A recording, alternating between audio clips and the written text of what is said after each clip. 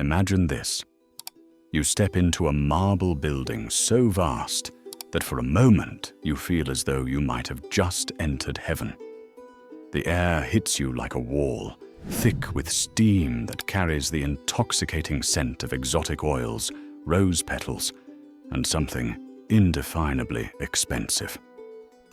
Your ears tune into a symphony of splashing water, echoing laughter, heated political arguments, and the rhythmic scraping of metal on flesh.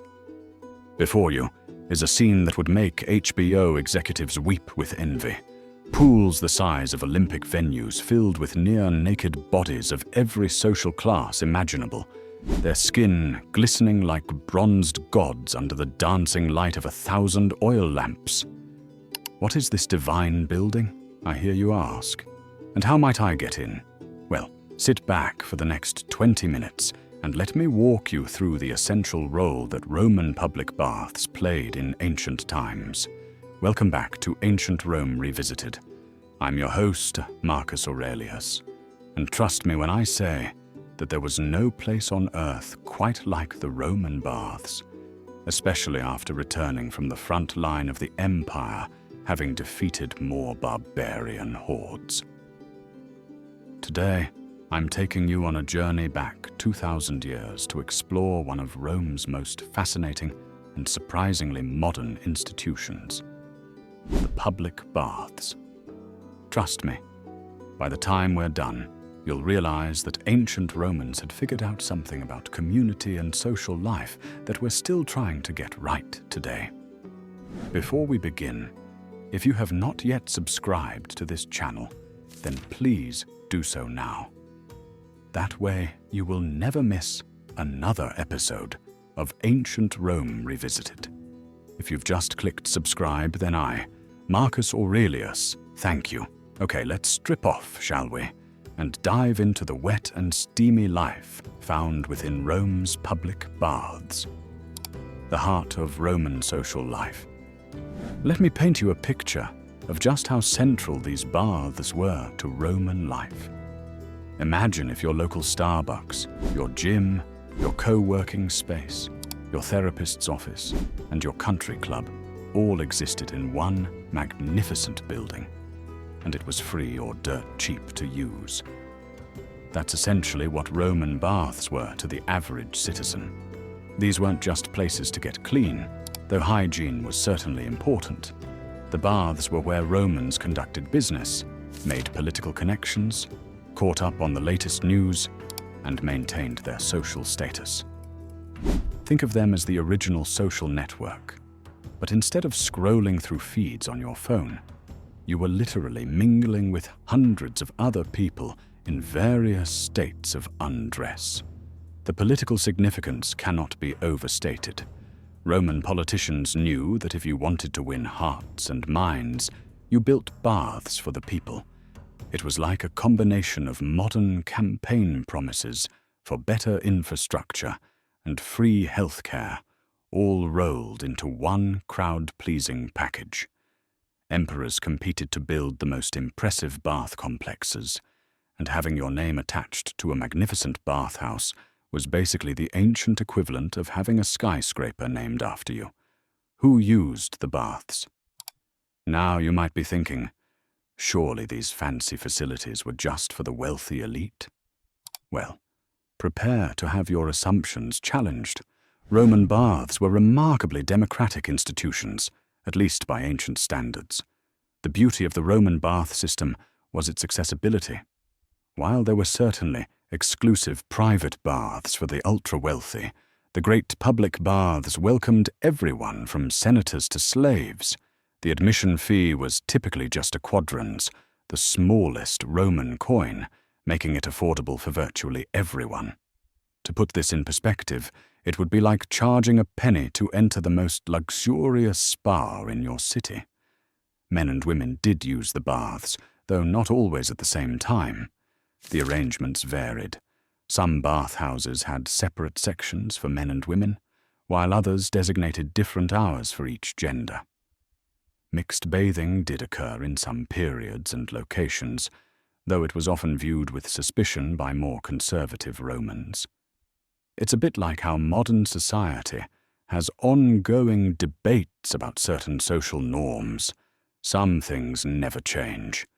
The bath served different purposes for different people.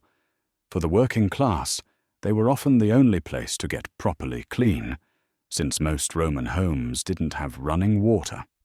For the middle class, they were essential for maintaining social connections and conducting business. For the elite, they were stages for displaying wealth and influence. Freed slaves and foreigners used them to integrate into Roman society, while politicians used them as informal campaign headquarters. Children learned to swim in the pools. Elderly Romans came for the therapeutic benefits of the warm waters, and everyone in between found their own reasons to make the baths a regular part of their routine. It was truly a cross-section of Roman society under one roof. The bath experience. A journey through temperature and luxury. Walking into a major Roman bathhouse like the Baths of Caracalla or the Baths of Diocletian would have been absolutely mind-blowing. These weren't just buildings. They were architectural marvels that could accommodate thousands of people simultaneously. The Baths of Caracalla alone could hold 1,600 bathers at once. That's bigger than many modern concert venues. Your bath experience would typically follow a specific sequence, almost like a carefully choreographed wellness routine. You'd start by entering the apoditerium, which was essentially a locker room where you'd undress and store your clothes. Unlike modern gyms where you might worry about someone stealing your sneakers, Roman baths employed slaves called capsari to watch over belongings, though theft was still a concern, judging by the numerous curse tablets found at bath sites asking the gods to punish thieves. From there, you might begin with some light exercise in the palestra, an open courtyard where Romans would wrestle, play ball games, or lift weights. Think of it as the ancient equivalent of warming up before your workout, except the workout was about to be a series of increasingly hot baths. The actual bathing sequence was like a thermal journey. You'd typically start in the tepidarium, a warm room that served as a transition space. The temperature here was pleasant and comfortable. Imagine a perfectly heated room on a cool day.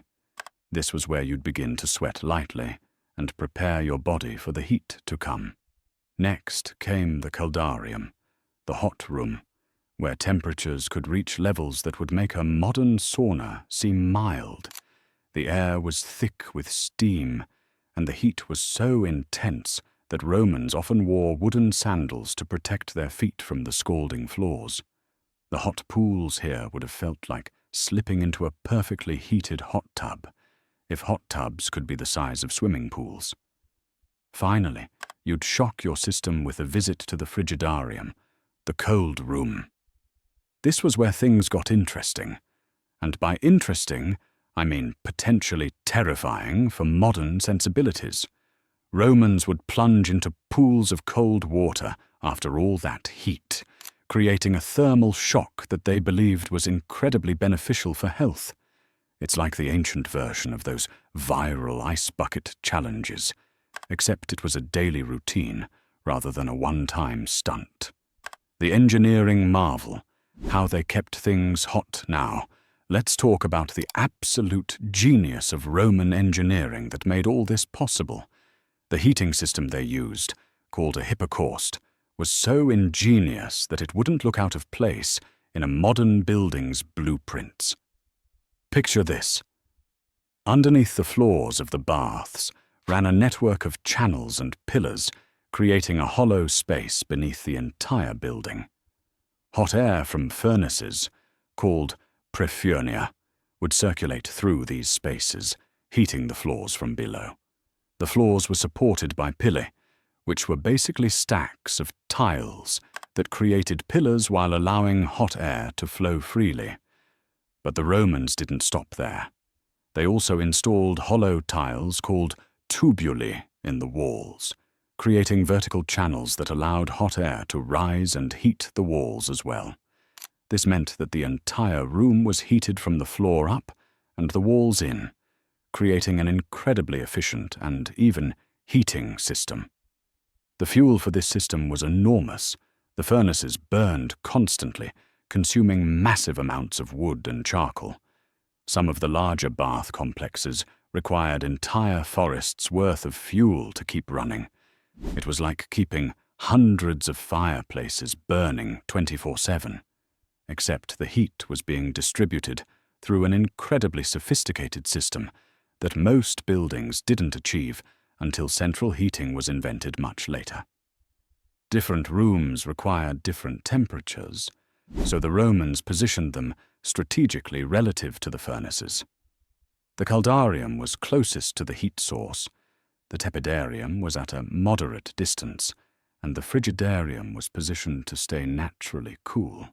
It was ancient climate control at its finest. Beyond bathing, the full Roman spa experience. But wait, there's more. Roman baths weren't just about getting clean and regulating your body temperature. They were full-service wellness and entertainment complexes that would make modern spas look basic by comparison. Massage was a huge part of the experience. Romans would cover themselves in olive oil and then have slaves scrape it off with curved metal tools called strigils, removing dirt and dead skin in the process. It might sound uncomfortable, but it was considered incredibly refreshing. They also offered traditional massages with various oils and perfumes. Imagine having a professional massage therapist available whenever you wanted one, included in your penny admission fee. Many bath complexes included libraries, because apparently Romans believed in exercising both body and mind. You could literally go from a hot bath to reading the latest philosophical treatise or catching up on political news. It's like having a spa day combined with a trip to the bookstore, except the books were actually scrolls, and the news was probably about which barbarian tribe was causing trouble on the frontier this week. Some of the larger establishments had gardens, art galleries, and even performance spaces. Musicians, poets, and entertainers would perform for the bathing crowds. Food vendors set up shop nearby, selling everything from simple snacks to elaborate meals. You could essentially spend your entire day at the baths without ever getting bored. The social aspect was perhaps the most important feature of all. Romans would meet friends, make business deals, discuss politics, and engage in the kind of networking that today happens at coffee shops, conferences, and cocktail parties.